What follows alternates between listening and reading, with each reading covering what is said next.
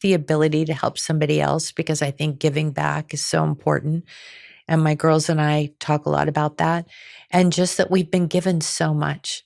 Mm. And to whom much is given, you know, much is required. Mm. And that to me is something that I was taught very young. And I just pray about safety. I pray about peace, not only in my heart, but in the world. I pray about my family constantly and their safety and the grandkids and, you know, all the things. And it's important to me to calm myself before something important and really think about it and be thoughtful about it and be prayerful about it and then be grateful for it. It's beautiful. That's Thank you for my sharing that with us. that's my routine every day. But I wake up with a prayer. Thank you for waking me up. Thank you for giving me another beautiful day. Show me how you want me to spend my time today and help me through these 75,000 meetings and Zooms I have to do. And then thank you for protecting me tonight when I go to sleep and bringing me some peace. And so I can recharge and be there for somebody else. Because if you don't get yourself ready and get that energy going for the next day, your tank is going to be empty. And I can't really run on an empty tank. Yeah, well said. Well said. Is there a truth that you feel or a lesson? Is there a lesson, Kris, that you feel life has had to teach you the hard way? I think that the challenges are growth. I think when I go through something that's really hard, I have to remember to be grateful for it. And I have to remember that it's part of the process and it's what got me here.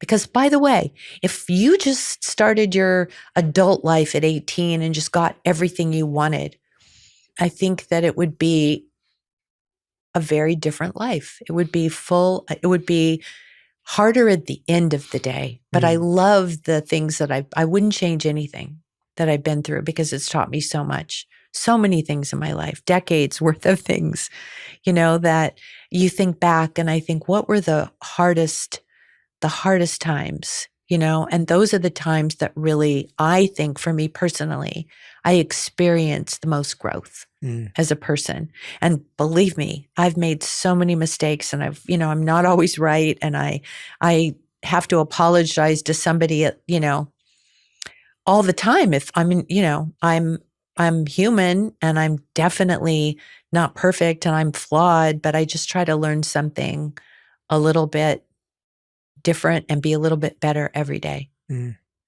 What's a lesson that you feel you're really realizing right now in your 70 years that's kind of at the forefront of your mind, a principle or a lesson that... There's probably a couple. I'm trying to be more patient.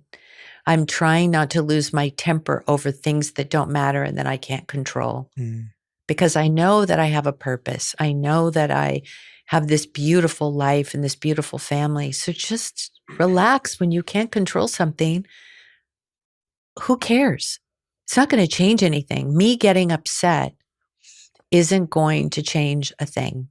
I can renegotiate. I can talk to somebody calmly. I can try to deal with the challenges that come up day to day. And if I can't control it, I've got to let it go. I've got to say to myself, okay, it's funny. Do you know Dr. Amen? Yeah, of course. Yeah. He's been on the show 4 or 5 times. Oh, I love him so much. We do so too. I talk to him from time to time. And he said, what's on your mind today? And I said, what's on my mind is I keep thinking I'm a complainer. And my daughter, Chloe, has really brought this to my mind, top of mind, and said, Mom, you've got to stop complaining about nothing. Like, you have the most beautiful life. And I go, I know, you're right. I'm a control freak. So when you're a control freak, like my idea of a great Saturday afternoon is rearranging my drawers. It gives me peace. It helps my brain. It helps me to get I'm a very organized girl. So to reorganize everything, just to, I don't know, blow off some steam, helps me to relax. It's my form of Zen. So when I can't control something, I get annoyed. Mm. Like the littlest things, like why did that person do, like that doesn't even make any sense. So common sense isn't very common, Yeah. as we all know, right? So I always say that. And so Dr. Amen said, I'm going to give you the rule of 12. He goes, you have to wait until something goes wrong for the 12th time, and then you can let loose. And I said, oh, I love that. That's so good. Of course, somebody forgets a bag. So we have to wait, whatever, half hour for somebody to go back, drive somewhere, da, da, da. Then somebody forgot a passport. Then, it went like that for a while, right? And one by one, okay, number one, and I just smiled, tried to breathe. Number two, okay, I'm going to distract myself. I'll get on Instagram or something, right? Yeah. Then number three, and I kept trying to distract myself from being cranky. Got to number 12, and I thought, okay, next one, I'm going to, shit's going to hit the fan. And of course, number 13 came, and I just went, okay. And it really helped to put me in my place a little bit. Like, nothing's this serious. Like, why are you complaining? What do you have to complain about? Yeah. And then just trying to find your peace, inner peace, where you feel like we've all had days. I know everybody's had the day that they wake up and they realize today is such a great day. Like everything's going right. My family's healthy. I have money in the bank. I can pay the rent. This relationship is going really well, and I have lots of friends, and everything's just coming up roses. And that's the feeling that I love to have and recognize when it comes along. Yeah. So that feeling of gratitude and gratification and just thankfulness, like, thank you, God, for all of these wonderful things. But it's not just about oodles and oodles of blessings. It's about a feeling. Yeah. Do you know what I mean? Yeah. It's about really recognizing how special that is. And sometimes it doesn't come along every single day. No. So you have to appreciate it. Yeah. You've got to look for it. You got to find that feeling. You do. Yeah. You got to find that feeling. You have to find that feeling and then really kind of just, let it sink in. Yeah. You're reminding me, there's a tool that I love. It's called the perspective scale. And so if you looked at your life from 0 to 10, 0 is the way you feel when you wake up and everything's amazing. And 10 is you wake up and the worst thing possible could happen, i.e. all the opposite. Right.